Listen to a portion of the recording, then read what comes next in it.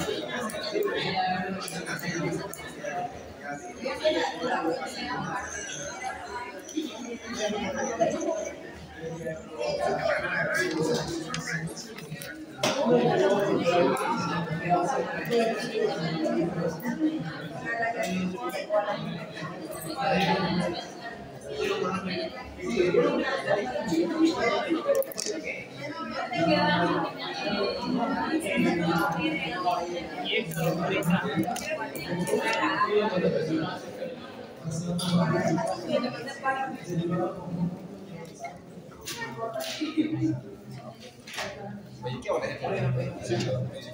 18, habla 18.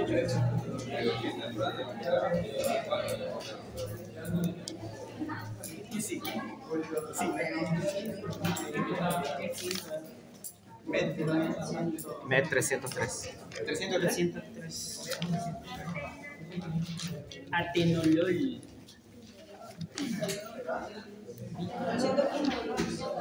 Sotalol, Nanolol, Carvedilol.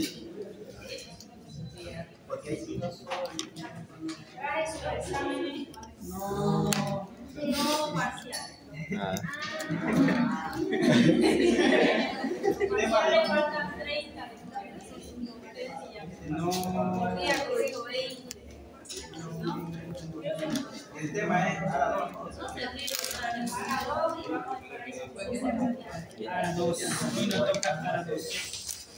Bien, vamos a echar el último repasito a la parte final cuando andan dormidos en los IECA. Principales efectos adversos, ¿quién se acuerda? Había una tos. Una tosecita. IECA, esa tosecita es muy molesta, es muy desagradable cuando no la detectan a tiempo. Ese pobre paciente acaba yendo a todos los lugares a que le corrían la tos y tomándose todos los antitusivos y no mejora. ¿Ya? Entonces, no olvidarla. Probablemente la hipótesis es porque no hay quien biotransforme la insulina. Después, trastornos en el gusto. De eso se queja mucho el paciente. Todo lo siente igual en la comida. Eso hace que abandone el tratamiento. ¿Ya? Luego, estoy hablando acá por ya la hicimos. Entre sus efectos adversos, hay otro importante que es la hiperpotasemia. ¿Ya? Acuérdense que muchas veces nuestra terapia es combinar el IECA con otros fármacos porque si no se logró bajar completamente la presión al valor deseado. Y es muy usual combinarlo con diuréticos. ¿Qué ventaja voy a tener IECA más diurético? El diurético hace hipopotasemia, más el IECA rescata potasio. O sea que es una buena combinación. Un IECA con una hidroclorotiazida o una furosemida. Los sonidos ustedes saben que no es para cualquier paciente, ¿verdad? ¿Y podría ayudarse el tratamiento? Se lo evita bastante porque se rescata el tiempo fácil. Ayer no, el lunes, una paciente, una alumna de farmacia, a veces hay muchas reuniones. Esta era una seguimiento paciente. Entonces, un método para hacer seguimiento farmacoterapéutico para la medicación de tus pacientes. Y todo su problema era unos calambres musculares y un poco de fatiga. Y empezó a revisar todo y él tenía hiperpotasemia, recibía IECA, le habían dado un diurético con ahorrador de potasio y la sal que tomaba, la sal rosada, que yo mucho la recomiendo para pacientes hipertensos, tiene cloruro de potasio más que de sodio y es saladito. O sea que recibía el potasio en la sal para hipertenso, el potasio en el IECA y el potasio en el ahorrador de potasio que venía con un diurético. ¿Okay? Y ella se dio cuenta y le hizo pedir un perfil que se llama un ionograma y el potasio estaba casi en 6. Es altísimo para un paciente, ¿no? Entonces hizo la intervención con el médico y le corrigieron. Pero fíjense que ella fue tan detallista en mirar incluso la dieta. Le pides esa sal rosada al paciente, yo la uso mucho, la sal rosada, pero es rica en potasio, entonces tener alta precaución. Bien, lupus eritematoso sistémico, fíjense cuántas veces lo nombramos. Toda vez que tengan una patología nueva en su paciente, revisar si no puede estar relacionado con los medicamentos que toman. La hiperpotasemia, ya vi, esto ya hemos visto, ¿no? Sí. Ya. Reducción de la glicemia. Reducción de la glicemia, hipoglicemia. Ojo, si el paciente recibe un beta bloqueante, el beta bloqueante también hace hipoglicemia. ¿Ya? Esas reacciones adversas no hay que olvidarlas, muy relacionadas a mecanismos de acción. Esto la puede producir cualquier granulocitosis, enfermedades autoinmunes por fármaco. ¿Ya? Guillain-Barré nos hace mucho las vacunas, no son las únicas. ¿Quién sabe qué es Guillain-Barré? Es la desmielinización de la fibra nerviosa.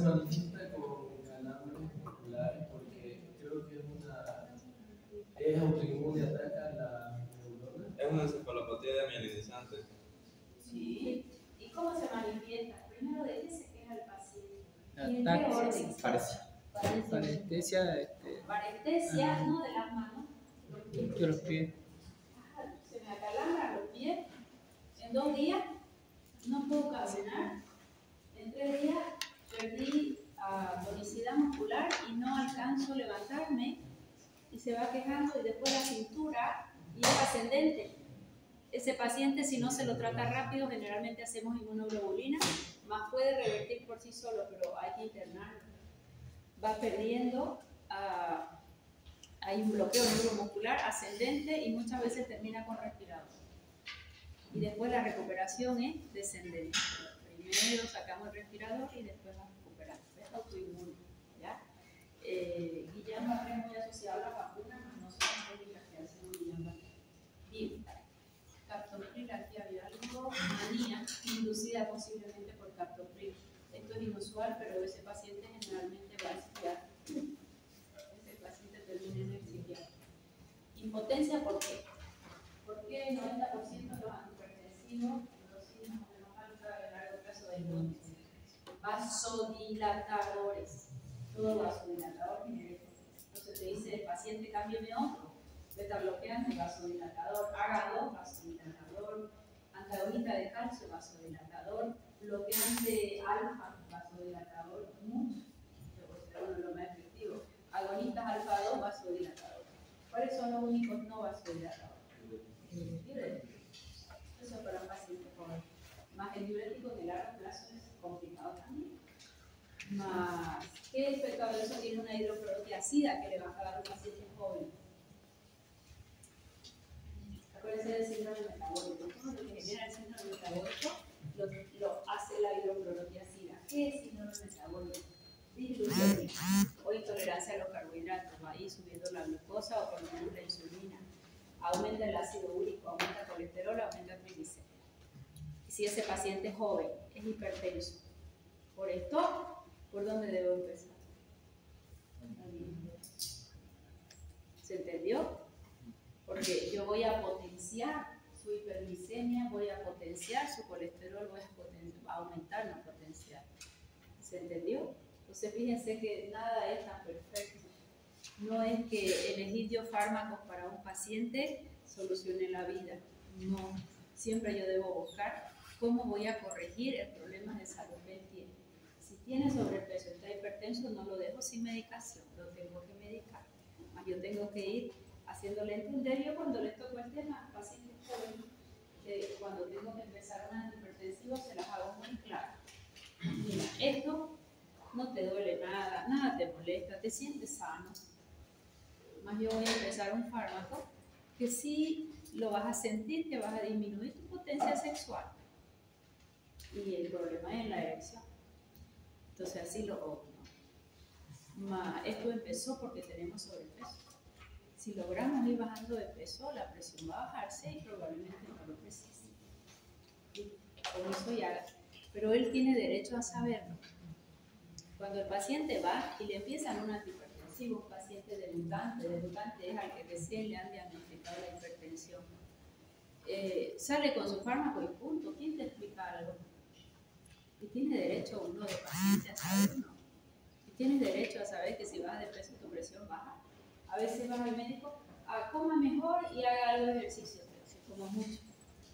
Pero no te dicen el impacto de hacer eso, o el impacto del fármaco que estás empezando a usar. ¿Está clarísimo? Sí. Y es que en el embarazo contraindicadísimo. Ahí está muerto. Disminuye el crecimiento intrauterino, la FDA, nada. Lo proscribe. ¿Qué le voy a dar a una mamá embarazada?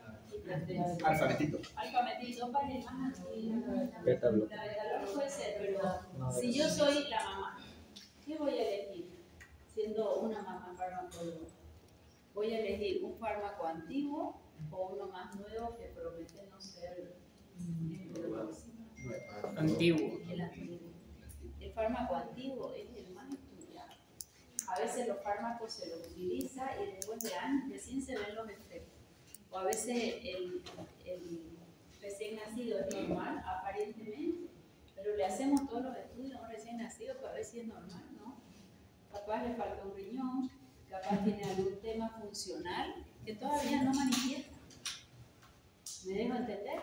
O sea que si me dan a elegir en tema farmacológico, probablemente lo más antiguo es lo que más se conoce su perfil de seguridad. ¿Ya? ¿Qué es seguridad? Que no manifieste efectos adversos en ese paciente. Cuando un fármaco es inseguro, cuando manifiesta por lo menos un efecto adverso. ¿Ya? En su farmacocinética ya hemos visto esto, ¿ya no? ¿O no? Creo que no. Creo que no. Ya.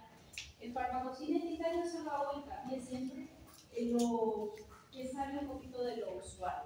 ¿Qué es lo usual? Que yo tengo un fármaco por vía oral, que diga lo biotransforma y el riñón lo elimina. Más acá, ¿qué diferencias hay?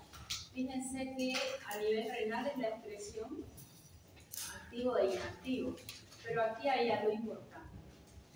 Benazaprilat y fosinaprilat, ni lo sé pronunciar. En realidad es el fosinapril y el benzapril, que son metabolitos activos, son estos, secretan también por vía biliar.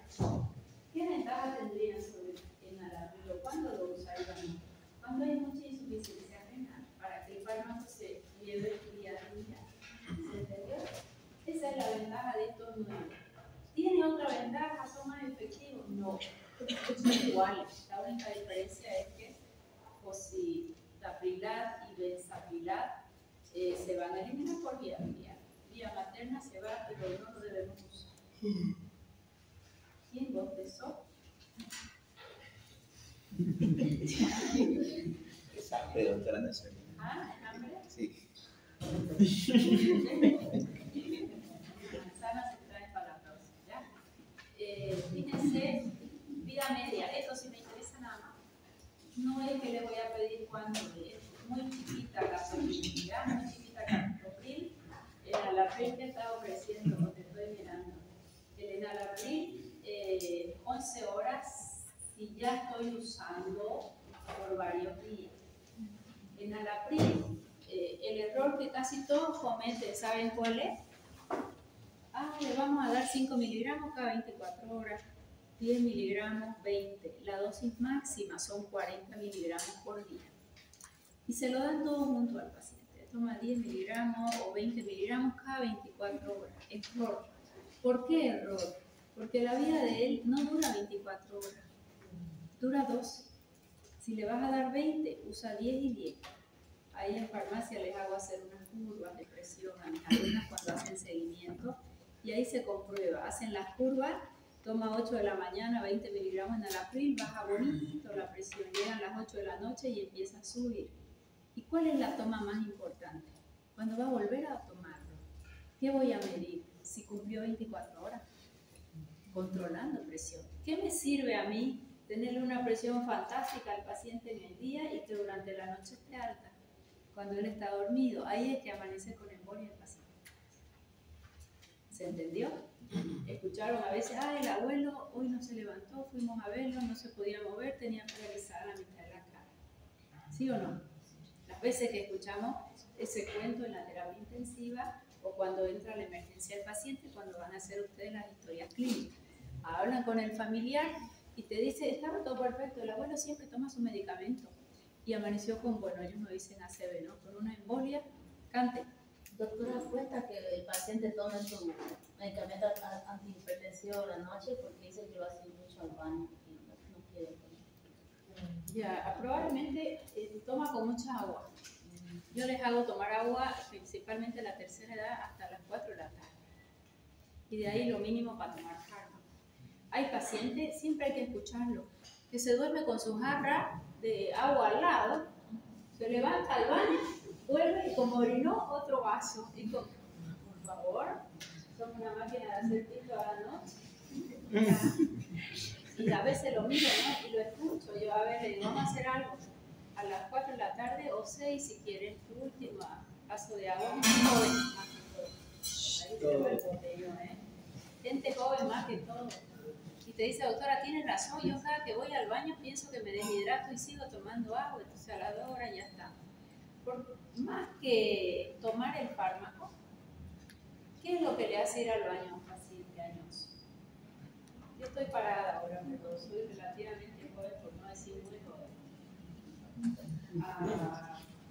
Y siempre estoy moviéndome, aunque en la tarde hoy día soy más sedentaria, que estoy en un escritorio, pues siempre ando moviendo.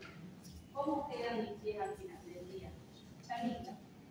Nunca he sentido hinchazón. Pero si me subo a un avión y estoy muchas horas y me dormí en el avión, alguna vez me ha pasado. Sí, un poco hinchado. Y sientes la diferencia y es muy desagradable. Pero el pacientito, ¿cómo está tu retorno venoso? Están sentados la mayoría del tiempo, ejercicio no hace. Entonces, si están sentados, están apretando la línea.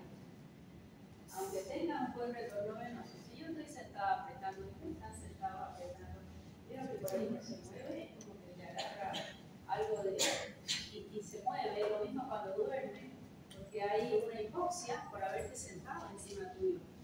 Eso es así. Pero este pacientito que lo tiene sentado, cuando se acuesta, ¿qué va a pasar? Todo lo que hay retenido en los pies vuelve a circulación y me llena la vejiga. ¿Qué se recomienda a esos pacientes que se les hinchan los piecitos principalmente? Los que toman antagonista de calcio, el antagonista de calcio vasodilatador, la sangre no retorna.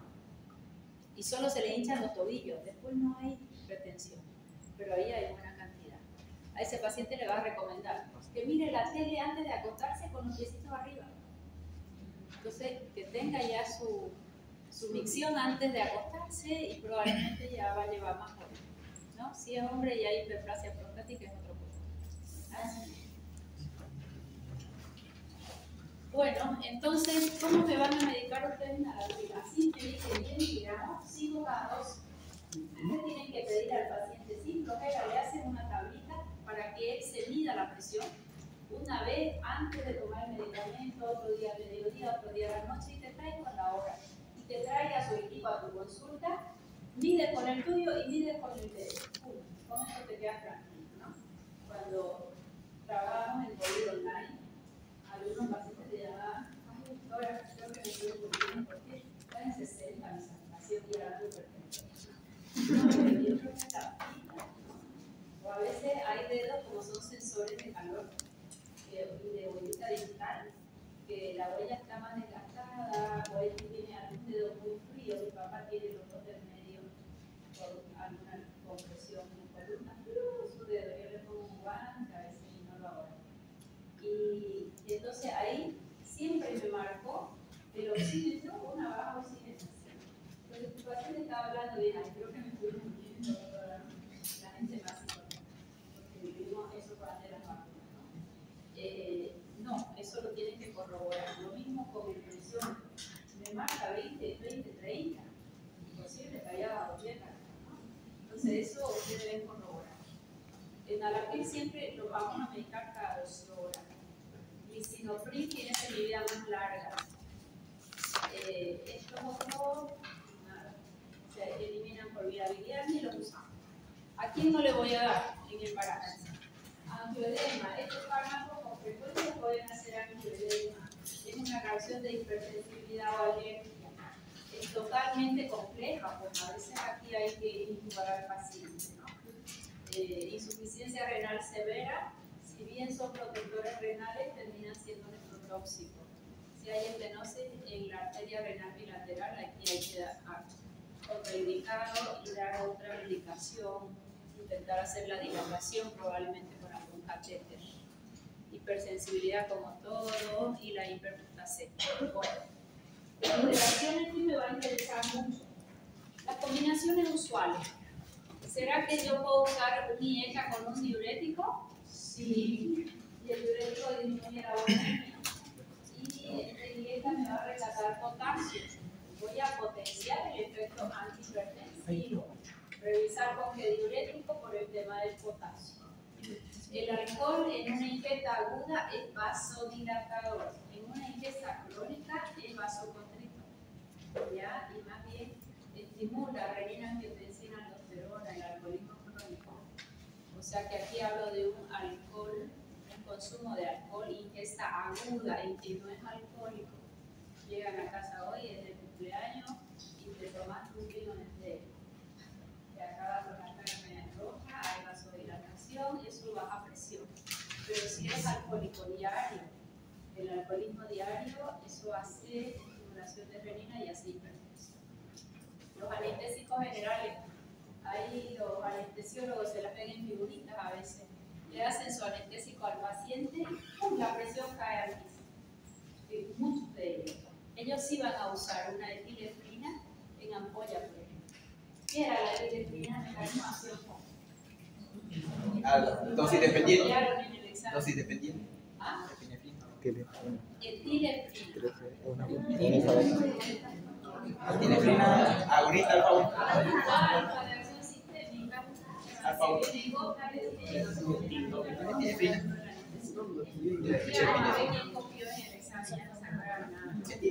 Con ahorradores de potasio fatal, ¿ya? Porque va a haber hiperpotasemia con un suplemento de potasio. El potasio solo lo tenemos en jarabe que se llama elixir, pero no es elixir, es solución. Elixir es solución hidroalcohólica. Nada usamos hidroalcohólico en medicina. Pero años atrás, cuando recién se preparaba todo en la farmacia, se usaban las soluciones hidroalcohólicas. Y se llama elixir, el elixir de los dioses, decían que tenía alcohol, por lo menos te hacía sentir divertido. Lo demás no lo sé. Eso porque hay principios activos que se pueden extraer con alcohol. Más hoy, si se hace eso, se le quita el alcohol y queda el principio activo. Antes tenías que tomártelo más. Ahora, el único elixir que funciona cuando estás muy delicado es un cajito de la planta de cerebro.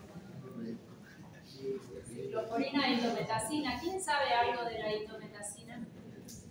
¿Qué mecanismo de acción tiene la indometacina? Indometacina, diclofenaco, ibuprofeno.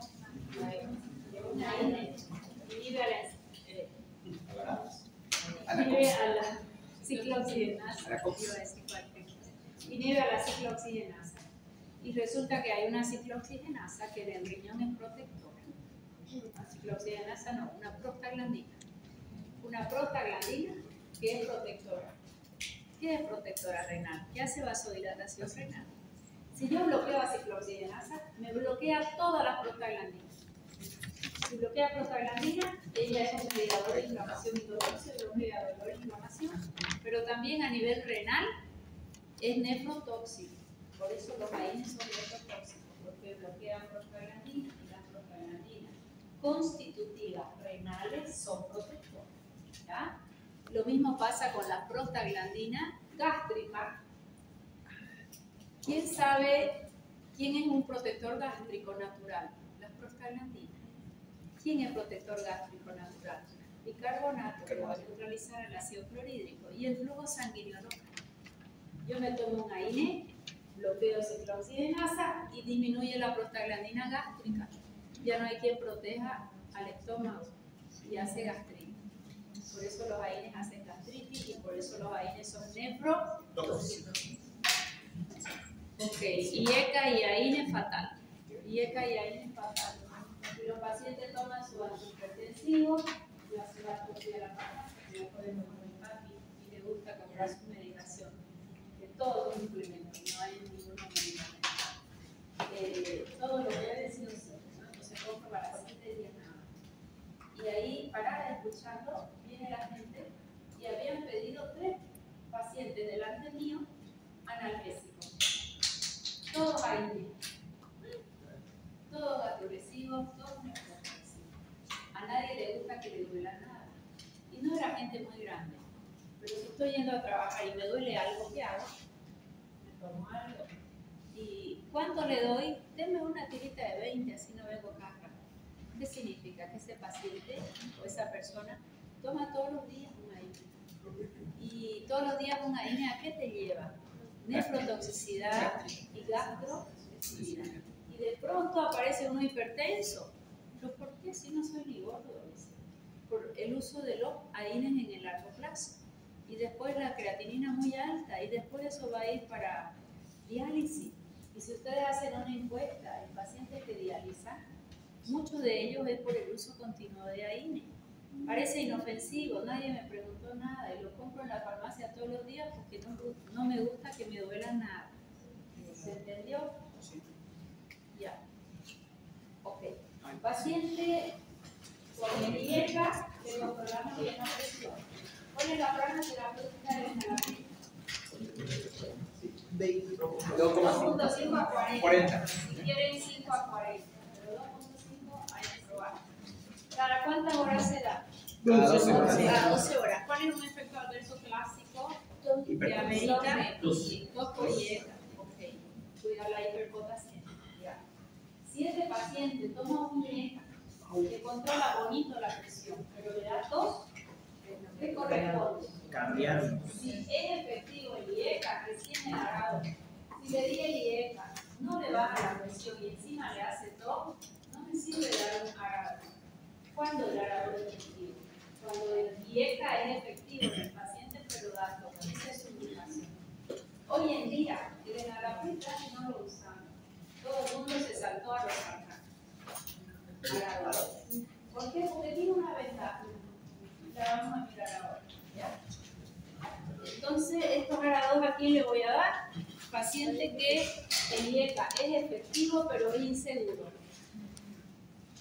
Efectivo con presión. ¿Y qué significa que sea inseguro? Los efectos adversos. Un efecto adverso, el principal, tos por IECA. Listo. Ahora se los presento. ¿Qué es lo que usamos de acá? Losartán se lleva la flor. Losartán, franja terapéutica, viene de 50 miligramos de losartán. 25 a 100, o sea que voy a usar mitad. ¿Ya? Franja terapéutica para mí es importantísimo que ustedes manejen. Franja terapéutica son las dosificaciones a utilizar, de 25 hasta 100. Más de 100 por día no consigo más efecto. Hermanito de losartán, para mí telmisartán. Ventaja del telmisartán. Semivida larga, 1 por day. Mientras que el losartán se debe dar cada 12 horas. A nuestros pacientes le dan una vez al día el losartán. ¿Qué tengo yo que monitorizar? Ver si le cubre 24 horas. Si ustedes monitorizan a conciencia, ya van a ver que no les cubre 24 horas. Que no les cubre 24 horas. No me sirve cubrirlo 12 horas al paciente y que 12 horas esté hipertenso. Eso es un tratamiento que lo estás engañando a tu paciente. Él hace el sacrificio, compra su losartán y lo toma todos los días y se siente protegido. ¿Estará protegido si no le cubre 24 horas? No. Él está invirtiendo su tiempo en acordarse de tomarlo, en ir a comprarlo. Entonces no es justo que no le cubra 24 horas. ¿Ya? En cambio, el telmisartán, una belleza, semivida larga, ese sí es una por día. Telmisartán sí usamos uno por día. Su franja terapéutica de 20 a 80, ya viene de 40. Telmisartán generalmente empezamos con 20, viene de 40 y viene de 80 también. Y lo administramos una sola vez al día, principalmente para el paciente que se olvida de tomar, que sabemos que no lo va a tomar cada 2 horas. Ese es el paciente para el telmisartán. ¿Quién recuerda algo del valsartán? Porque hace unos años con el valsartán. Su recipiente fue tóxico. Sí, señor. Muy bien. Su excipiente fue tóxico, cancerígeno. Entonces sacaron el valsartán del comercio. Hubo mala información.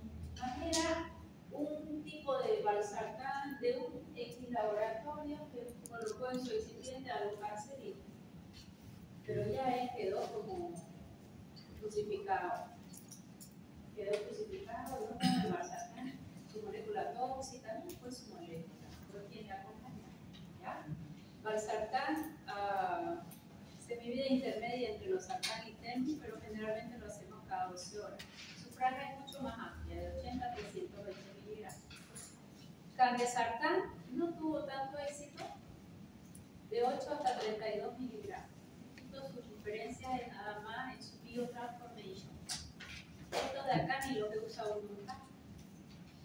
El ormesartán también se elimina un poco más por viabilidad, pero lo que de aquí me van a estudiar bien es el telosartán. Este es nuestro fármaco de mayor utilización, cada 12 horas. Telmisartán cada 24 horas. ¿Se acuerdan la cascada? Cuando yo les dije estoy avanzando en los fármacos que teníamos la angiotensina 2, ¿verdad? Al final de la cascada. ¿Dónde actuaba? ¿En qué receptor? AT1. Bloquea el AT1 y el AT2 se liberado. Ese es el mecanismo de acción de estos fármacos. Es un bloqueo de 15 receptores AT1 de la angiotensina 2. Ese mecanismo. Entonces ya no interviene en la ECA. Si ya no interviene en la ECA, probablemente ya no da tos por IE. ¿Por qué digo probablemente? Porque hay un número chiquitito de pacientes que siguen haciendo tos. ¿Se entendió? Mínimo, pero lo hay. O sea que probablemente hay algún otro mecanismo. Estoy actuando en la misma cascada, pero ya no inhibo a la ECA, sino bloqueo el receptor de angiotensina 2. ¿Qué efecto tengo si bloqueo el receptor de angiotensina 2? ¿Qué hacía la angiotensina 2 de forma natural? Vasoconstrictor, y si la bloqueo, vasodilatador. ¿Qué más hacía angiotensina 2? Aldosterona. Y si la aldosterona no trabaja, se elimina sodio y se retiene potasio. ¿Qué efecto adverso tengo? Igual que ¿listo? No hacen aumento de bradicimina, conservan el efecto de los IECA porque estoy actuando en la misma cascada, no provocan tos ni angioedema, dice, más hay todavía un grupo pequeñito de pacientes que pueden hacer tos. Okay. El mecanismo de acción, aquí tengo algunas ventajas sobre los IECA. En su mecanismo de acción, obviamente voy a bloquear los receptores AT1 y cuando bloqueo el AT1, el AT2 va a quedar estimulado. Bloqueo el AT1 y el AT2 queda libre y potenciado. Esto me lo van a aprender bien porque este es el plus de los sartán, candesartán, valsartán, de los jarados. Como yo estoy estimulando AT2, adivinen qué hace. Aumenta liberación de óxido nítrico. Eso es un plus. ¿Quién se acuerda qué aminoácidos le dábamos al paciente para mejorarle su óxido nítrico? L-arginina, esa necesitaba un poquito de vitamina C y era descendida más corta y tenía que pasar a L-citrulina.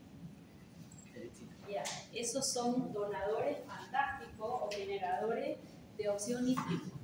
¿Ya? Imagínense este paciente hipertenso que le estás mejorando su calidad de vida, que ya come mejor, que hace ejercicio y le haces un suplemento con magnesio. ¿Qué va a hacer el magnesio? ¿Qué hace el calcio? ¿Y el magnesio? Ok. va a mejorar esa vasodilatación. No le puedo dar, en examen algunos me han puesto hipertensión del embarazo, magnesio y B6. Son suplementos. Si está hipertensa la paciente, no es que se va a controlar perfectamente. Pueden usarlo como coadyuvante, pero sí hay que medicarlo al paciente, ¿ok? Que con el tiempo vaya mejorando la presión y le tenga que bajar el fármaco y dejarle su suplemento me parece fantástico. Pero no es que solo con magnesio yo voy a tratar mi hipertensión. ¿Está claro? Sí. Por favor, yo siempre les enseño cómo mejorar la calidad de vida del paciente, qué suplementos dar, pero no me va a suplir un medicamento. Todo lo que hice probablemente sí ya no necesite el fármaco, pero será más adelante, no de inicio. ¿Ya? Imagínense a este paciente. Vamos a usar un IECA, un arador. Me está liberando óxido nítrico. El óxido nítrico, su gran problema es que es muy efímero y se oxida. Y puede hacer un radical libre incluso, peroxinitrito. ¿Qué hago yo para que no se oxide tan rápido? Un antioxidante. ¿Cuál es el antioxidante óptimo? Que llega, dona sus electrones y se marcha por la orina sin molestar a nadie. Vitamina C. Ácido ascórbico, gracias, vitamina C. Imagínense este paciente, le doy arador. Para mejorarle este óxido nítrico, le doy vitamina C. Le damos magnesio. El magnesio va a generar esa vasodilatación, va a coadyuvar. Y si encima le das vitamina B6 con el magnesio, ¿qué voy a lograr? ¿Qué hace la vitamina B6 en el cuerpo? Además de, tiene muchas reacciones, pero una de ellas es que estimula la formación de GABA. ¿Y qué es el GABA? El ácido gamma-butírico. Es el principal neurotransmisor inhibitorio. Y muchas de las hipertensiones están asociadas a estrés. Si vos le aumentas el GABA, probablemente la presión mejore. ¿Ok? O sea que hay un buen suplemento, en un solo cápsula puedes hacérselo, pones unos 100 miligramitos de vitamina C, unos 200 miligramos de magnesio, apartar todo el gluconato que sirve, y vitamina C 100 miligramos. A eso le acoplamos su mejor comida y un poco de ejercicio físico. ¿Se entendió? Con eso, ¿qué vas a lograr? Vas a potenciar el efecto del arado.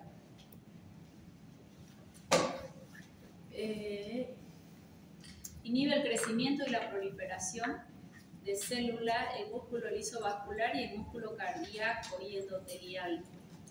Este es un plus, ¿ya? Cuando decimos inhibe el crecimiento y la proliferación, es para evitar que haya a nivel, principalmente en células cardíacas, una hipertrofia. ¿Qué paciente hace agrandamiento del corazón e hipertrofia? Hipertenso. Es una insuficiencia cardíaca. Yo hipertensa, ¿puedo hacer una insuficiencia cardíaca? Sí. ¿Ya? O sea que la hipertensión va a llevar a insuficiencia cardíaca, sí, ¿por qué? Porque llega mucho retorno venoso. Al llegar mucho, el corazón tiene que trabajar más. Y si en aorta también está la hipertensión, no la puede expulsar toda la sangre. Llega mucho, expulsa menos, que va a ser hipertrofia, y de ahí insuficiencia cardíaca, y de ahí al pulmón congestivo. ¿Ya? O sea que esa hipertrofia te la disminuye, esa proliferación, tanto a nivel cardíaco como a nivel vascular. Y a nivel vascular tiene arterioesclerosis y tiene placas de ateroma que hacen esclerosis. Son dos cosas diferentes. ¿Ya? ¿Qué es una arterioesclerosis? Es un endurecimiento en la confianza arterial. Y ateroesclerosis, que es placas de ateroma, que son las que han provocado el endurecimiento. Y si es esclerosis, las dos, ¿quién interviene ahí? ¿Quién hace gracia? El calcio. El que interviene ahí es el calcio. ¿Quién es su antagónico? El calcio.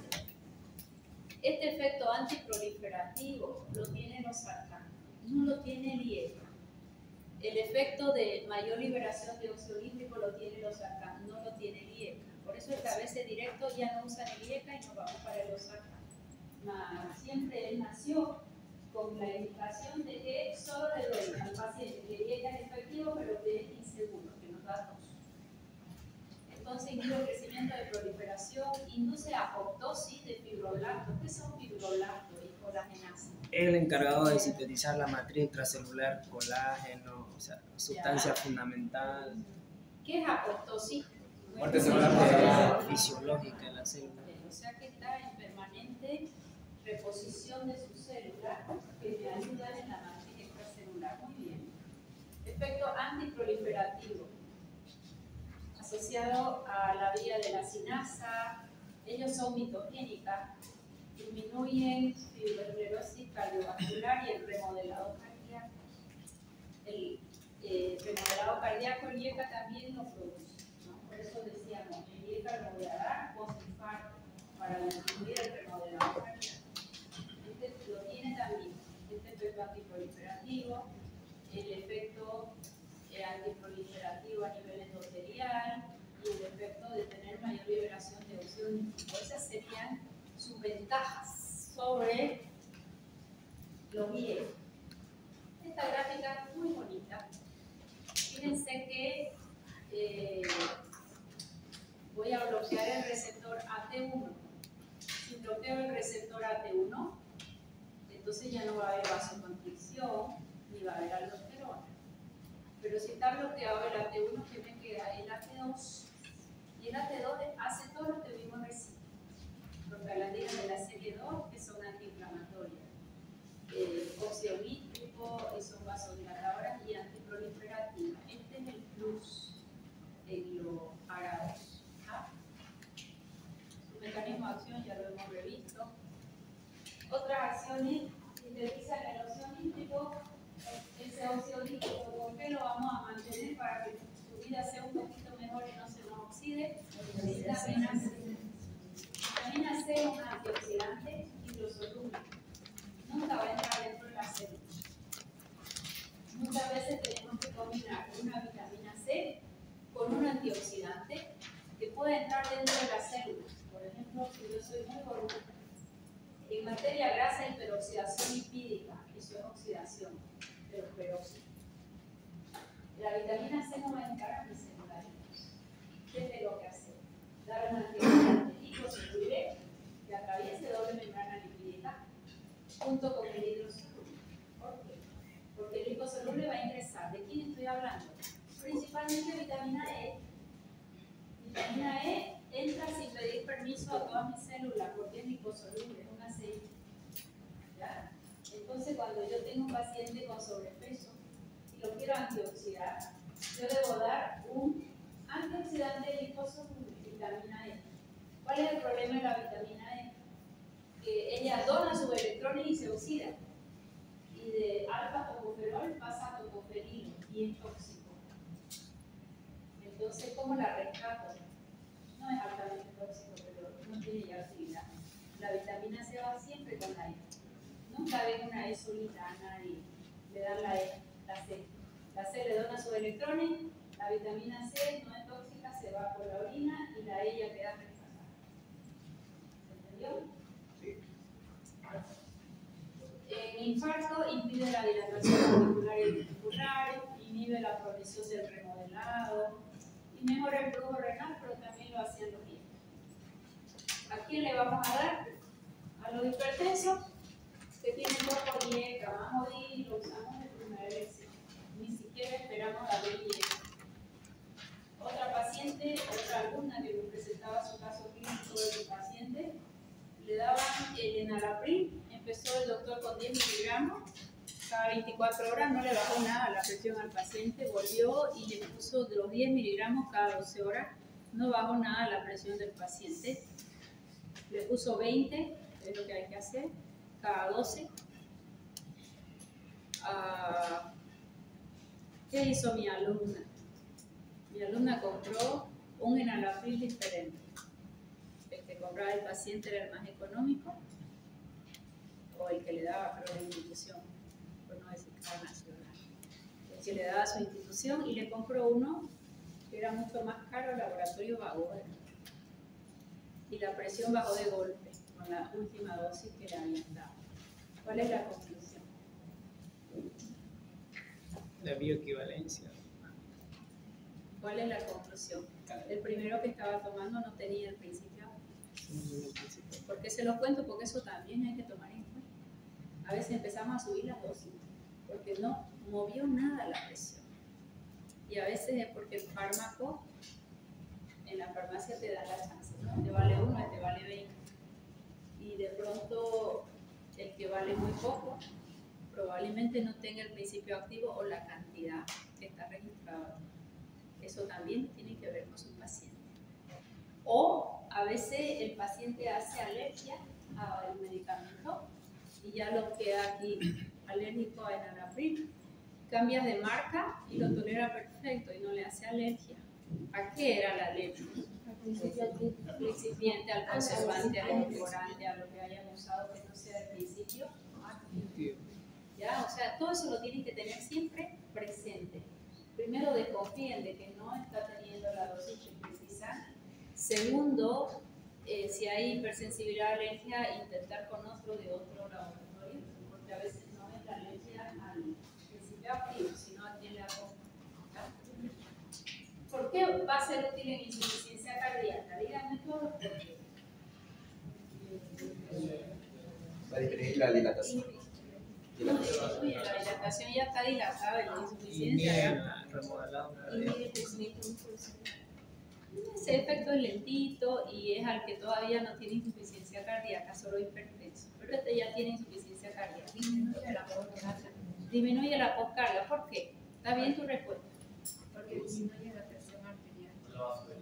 Porque es vasodilatador arterial, gracias. Y va a hacer menos fuerza para abrir las válvulas tricuspideas de la aorta. ¿Por qué más? Me ha dicho su compañera, disminuye poscarga, aprobado. ¿Qué más?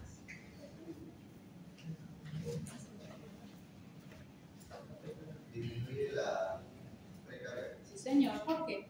Porque es un vasodilatador venoso. Ok. Disminuye la precarga. ¿Y qué es la precarga? Llenado ventricular. Es la fuerza que distiende a la aurícula antes de contraerse. ¿Y de qué depende? De todo lo que retorna. Por eso se llama retorno venoso, su principal indicador de la precarga.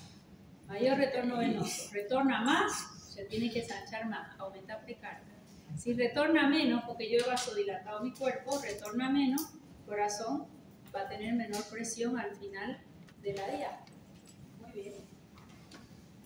¿Por qué va a ser útil en un IAM? Durante el IAM no se nos va a ocurrir abrir la boca y darle un IECA, no, porque esto es solo de vía oral. En el IAM, ¿qué le doy? Aspirina sí, pero en el IAM, ¿qué le doy? Infarto agudo de miocardio. Ojo, no es paro cardíaco, es infarto. El paro cardíaco, él se paró y bueno, tendré que estimular, siempre me confunden eso. ¿Qué es un infarto?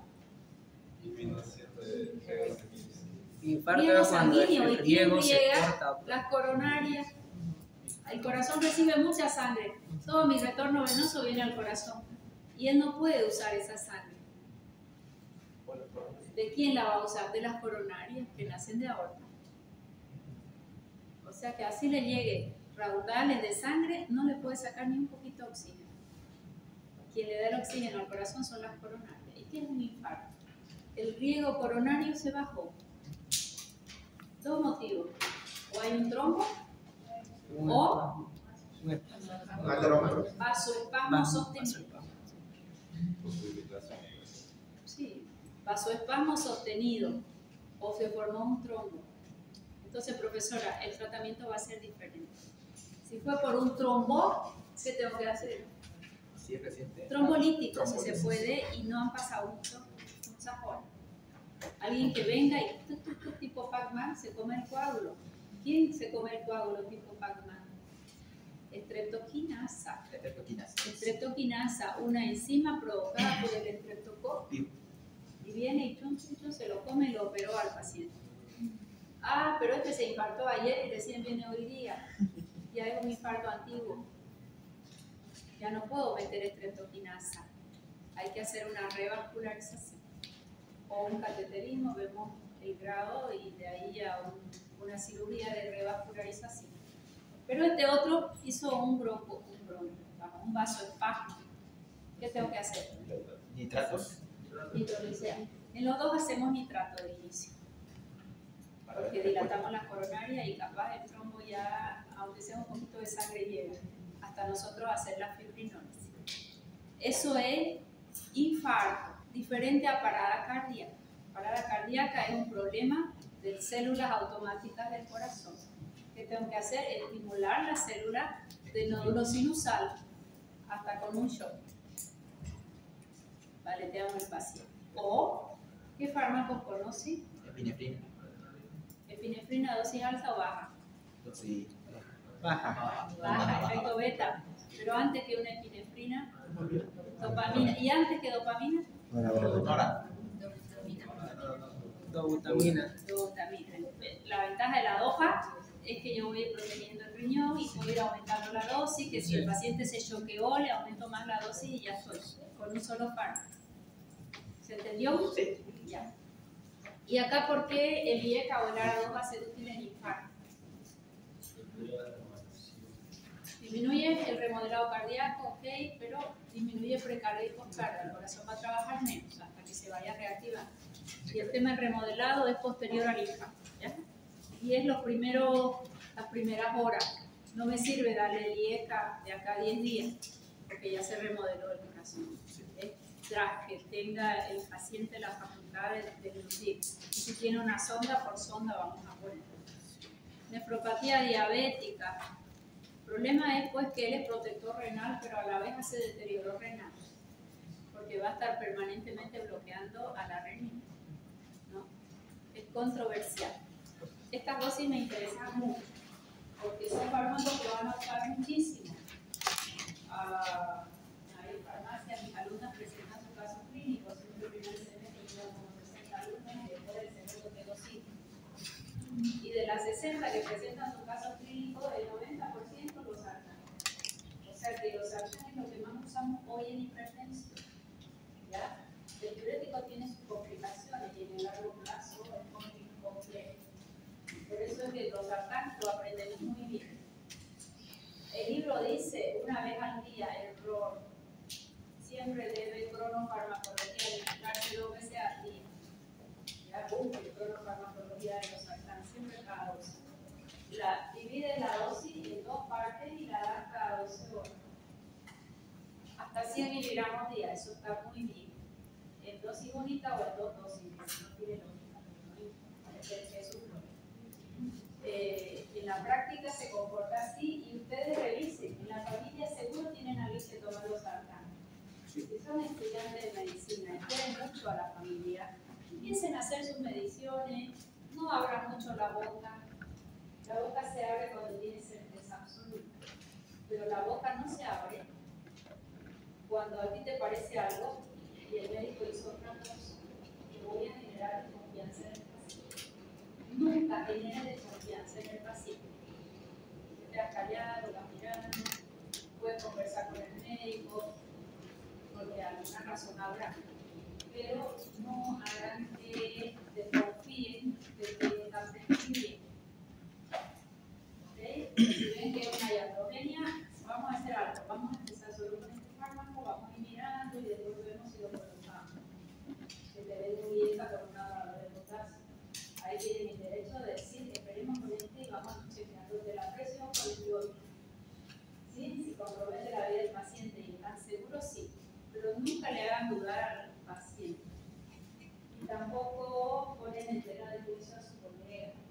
A veces reciben del paciente, viene ya de otro médico, no, ¿cómo le va a dar esto? ¿Cómo se le ocurre? Vaya ahí, vamos a hacer otra estrategia. No tienen por qué hacer un juicio, porque habrá habido alguna razón para administrar el de otro fármaco, ¿no? Y siempre ser cauto.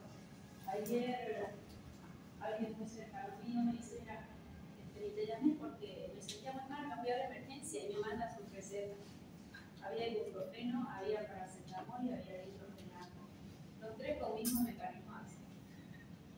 Por un dolor de garganta. Le pongo dioxador o dipirona, y por si no le pasa, le aumento el paracetamol que no es tan agresivo.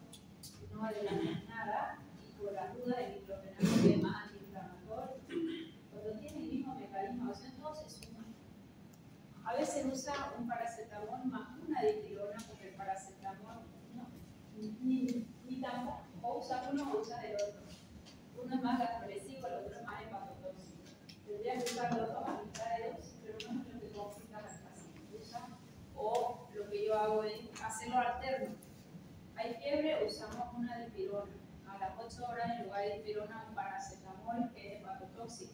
A las 8 horas otra vez dipirona que es nefrotóxico.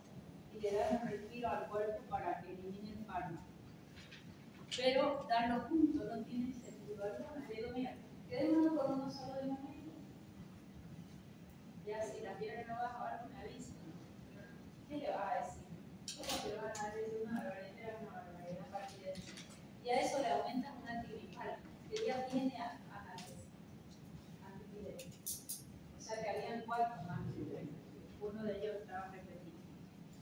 Entonces, esa cautela para tratar a tu paciente es importante. Porque como paciente hasta vas a poner yo en tela de juicio hasta tu propio trabajo. Y no corresponde, porque en la medida que el paciente pierde confianza, caemos todos los médicos, ¿no? O hacer los antisartán profármaco. ¿Qué es profármaco? Inactivo. Para ser activo. Ok, o sea que este jamás lo vamos a colocar un sublingual. Empezamos con 4 y se puede dar hasta 16. Semivida larga, esa ventaja tiene, pero el candesartán de pronto no fue una gran alternativa para nosotros porque el telmisartán cubre muy bien 24 horas y es fármaco activo. Si tengo insuficiencia hepática, ¿doy fármaco o profármaco? Fármaco. Prohibido el profármaco, no se va a activar. No se va a activar. Valsartán, empezamos con 80 hasta 320. Se puede dar cada 12 horas, valsartán. Su farmacocinética de memoria la quiero toda. A ver, ¿qué le llama la atención acá? Tenemos que saber si es profármaco. El único profármaco, el mesartán, que es el que menos usamos, y el candesartán. Biodisponibilidad. Nada. Semivida, casi. Semivida de los sartán quiero. Semivida de los sartán 0,5 a 2 horas. ¿Será que te va a ocurrir 24? No, se debe dar cada 12 horas. Siempre. Mientras que un tel, ¿y cuánto es su semivida? Gracias. Entonces, ¿cómo se debe administrar? Los sartán cada 12, el sartán cada 24. Eso es lo que quiero que rescate. El valsartán generalmente cada 12. Su VAD, ¿llegan al intracelular? No. El mesartán, por eso es que tiene semivida más larga porque tiende a acumularse. Fíjense, ¿qué era VAD? Algunos me han puesto cualquier cosa en el examen. Es el volumen del fármaco. ¿Cómo va a ser el volumen del fármaco? 7, doctora, no es extracelular. No. ¿Cuándo es extracelular? ¿A partir de cuándo? 0,81, digamos. A partir de 1.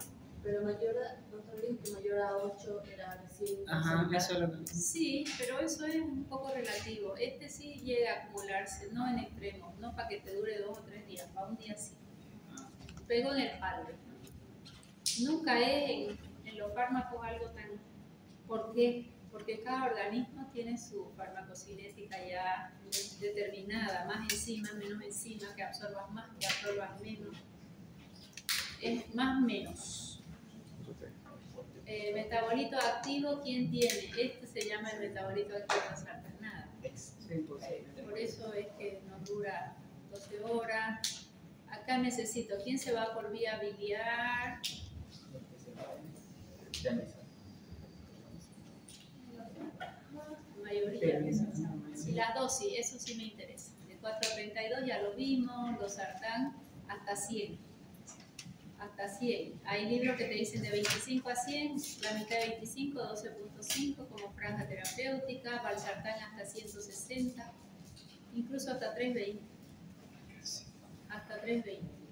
Bueno, vamos a recargar lo más usado. A este me lo aprenden espectacularmente bien. Viene todo. Su sufre un metabolismo en primer paso hepático y este es un metabolismo con acción farmacológica, los demás inactivos. Semivida hace que lo administre cada 12 horas. No es de semivida larga, por favor, lo meten en su cerebro, ya lo van a ver. Todo el mundo empieza con los sartán, 10 miligramos, o como es 25 miligramos o 50 cada 24 horas, fatal. Reacciones adversas. ¿Por qué hay hipotensión ortostática? ¿Qué es hipotensión ortostática? ¿O quién la va a tener? Es disminución de la presión hasta en pie. La hipotensión ortostática es cuando de pronto la presión se baja mucho, capaz estoy con mucha dosis. Ahí en mis alumnas me presentan su pacientito, me hace la prueba de presión y esta paciente añosa, 80 años tenía 8,6 la presión, 8,6, 8,6, 8,6. ¿Es efectivo el fármaco? Sí, doctor. Es efectivo pero es inseguro porque está hipotensa. ¿Y será que mi objetivo es que esté hipotensa? Tercera edad, ¿qué pasa si se levanta y se marea? Fractura de cadera. Esta semana 3 pacientes que van conmigo han hecho fractura de cadera. Una por corretear aliento, la otra porque se levantó, que siempre le digo yo, deje una lucecita en el baño prendida porque no miró y se tropezó. Y la otra de viaje. ¿Ya? Es muy usual. ¿Será que mi objetivo es que esté hipotensa? No. El objetivo es que esté normotensa. O sea que yo tengo que regular la dosis. Ah, está bien, 9,6, no está bien. Peor para la tercera edad. ¿Qué riesgo tiene? Que disminuya la oxigenación al cerebro. Mi corazón está aquí y mi cerebro está acá. ¿Qué tiene que hacer la sangre para llegar a mi cerebrito? Contra la gravedad. ¿Y qué preciso? Presión arterial. Si la presión baja, ¿va a llegar al cerebro? No, es un paciente hipoxigenado. Y después vienen las demencias. Y si hay un poquito de minerales pesados y algunos corpúsculos, aparece Alzheimer. ¿Se entendió? Sí. Ya, entonces no me sirve tener hipotensión al paciente. Y el que tiene hipotensión ortostática probablemente está con dosis muy alta. Y la hipotensión ortostática es a levantarse. De ahí va a venir la hipotensión, que va a venir mareo. Cuando la presión está muy baja, el paciente empieza a tener líquidos en los oídos a veces. Se marea, dolor de cabeza por la vasodilatación. ¿Y por qué hay fatiga? ¿Qué le tienes que preguntar al paciente cuando viene a la consulta y te dice que tiene fatiga? ¿Qué es lo primero que le tienes que preguntar? Su fatiga es porque usted no puede respirar o su fatiga es porque su corazón está con muchos latidos. Son diferentes. La primera respiratoria, ¿con qué la voy a relacionar? Está entrando a una ICC, si es cardíaco, o tiene cuadros de broncoespasmo. Pero si te dice, no, mi corazón se quiere salir, doctora, es una fatiga cardíaca. Y si toma estos fármacos y baja mucho la presión, ¿qué hay hipotensión? ¿Qué sistema se estimula? El simpático.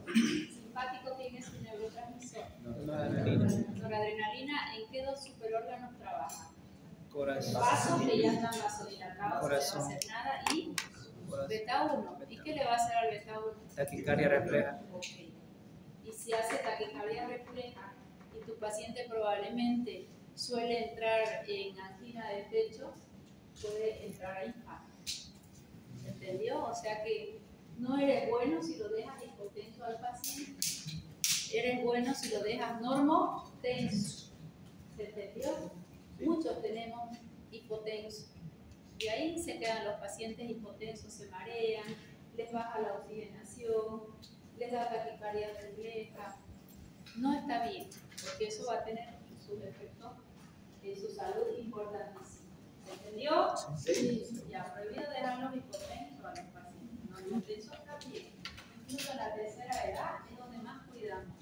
Mientras que tu diastólica no suba de 90, a la sistólica la dejas con 130, 140, para que tenga una buena llegada al cerebro. Disfunción renal, bueno, un poco erupción, angioedema, esto es muy característico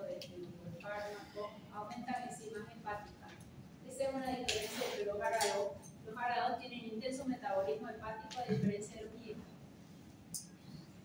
La hiperpotasemia, ya saben por qué, da una mialgia y no se sabe por qué. Probablemente esté relacionado con la hiperpotasemia. Pero el paciente se queja de dolor muscular desde que toma el fármaco. ¿Cómo puede saber si el efecto que presenta el paciente ahora es por el fármaco? Por ionograma. Se llama relación de causalidad, causa-efecto. ¿Desde cuándo le duelen los músculos, la espalda? A veces se queja de dolor de espalda el paciente. No, mi dolor de espalda autora es de COVID. Pero casualmente cuando le dio COVID, le diagnosticaron hipertensión y le dieron el grado. Ahí pudiera estar relacionado. El otro te dice, no, desde que era joven siempre es mi piojo, mi dolor de espalda. ¿Cuándo toma los sartán? Desde hace 3 meses. ¿Se lo puedo achacar? No. Eso se llama relación de causalidad, causa-efecto. Eso lo vamos a ver en farmacovigilancia. ¿Alguna vez? Trastornos gastrointestinales, trastornos del gusto, a veces diarrea, a veces estreñimiento. Parece ser que dan menos tos que los IECA. ¿Qué significa el parece ser? No hay cierto. Hay pacientes que todavía hacen la tos por el IECA. ¿A quién no le damos? Lo mismo que el IECA. Embarazo, lactancia, insuficiencia hepática, porque esto, a diferencia de los IECA, todo se biotransforman en el hígado. Insuficiencia cardíaca con bajo gasto cardíaco, porque se va a entrar rápidamente a bajo débito.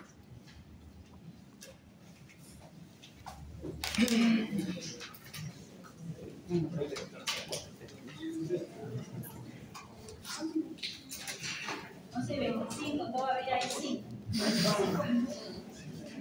Y es que el doctor me quitó 200 conmigo. Me aumenta mi carga horaria.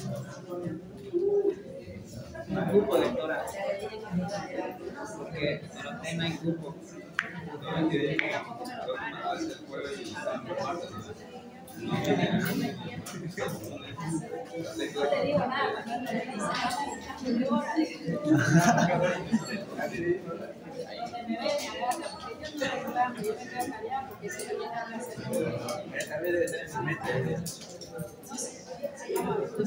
silencio. Voy a dar la introducción de insuficiencia cardíaca para ver quién se atreve a dar la clase siguiente. ¿Okay? Todo vale punto. Todo vale punto siempre. Mis alumnos pueden dar la clase, pueden, con marcador y en la pizarra en su multimedia. Cuando quieran, cuando quiera persona me deja la clase. Prohibido decir, doctora, la próxima clase la doy yo no, sobre la mano. ¿Está bien? Bueno, yo les voy a dar un poco.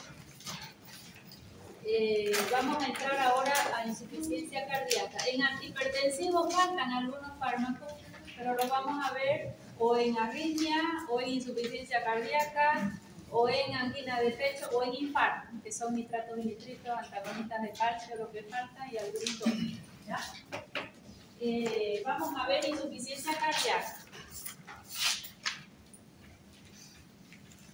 Esto me da la universidad.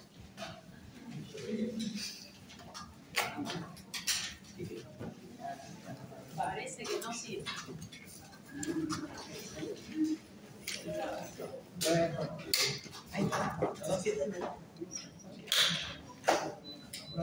Thank you. Pruebe este, ya escuché la respuesta. Insuficiencia cardíaca. Primero tengo que saber qué es. De pronto la insuficiencia, lo vamos a anotar un poquito. Incapacidad del corazón de mantener un gasto cardíaco o volumen minuto cardíaco adecuado a las demandas. A ver, pensemos, incapacidad del corazón. No puede largarme en cada ciclo la cantidad que necesita mi cuerpo. ¿Dónde pudiera estar el problema?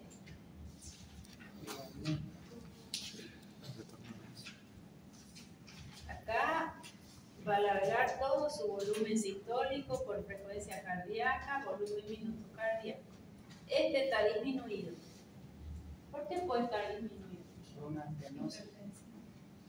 Estenosis puede ser, pero es lo mismo. Hay dos tipos. Y ya, tenemos la derecha y tenemos la izquierda. Vamos a hablar de la insuficiencia cardíaca izquierda. Aquí se concentra. ¿Por qué él está alargando poco? No se está produciendo la contracción. Ya, tiene disminuida su contractilidad. Se contrae menos. Puede ser que se haya infartado, puede ser muchas cosas. Si él tiene disminuida su contractilidad, ¿quién tendría que ser un objetivo para mí? Aumentar la contractilidad. Ok. Si él está expulsando menos, el BMC baja, ¿cómo estará la oxigenación, Nicolás? Disminuye la oxigenación. Si disminuye la oxigenación, ¿quién es el primero que pega el grito al cielo? El riñón. Hipoperfusión renal. ¿Y el riñón qué hace para...? Se activa. Renina. Toda la cascada, ¿en qué termina? Angiotensina 2. ¿Y ella qué hace? Si hace vasoconstricción, ¿quién aumenta? ¿Quién aumenta? Ok. ¿Y libera? ¿En qué termina toda la historia de aldosterona? Aumenta volemia, aumenta presión arterial. O sea que si yo les preguntara, ¿qué consecuencias tengo cuando hay insuficiencia cardíaca? Aumenta presión arterial. A esto se llama mecanismo compensatorio de mediano plazo. Si mi corazón ahorita está alargando poquita sangre, ¿cuál es un mecanismo compensatorio rápido?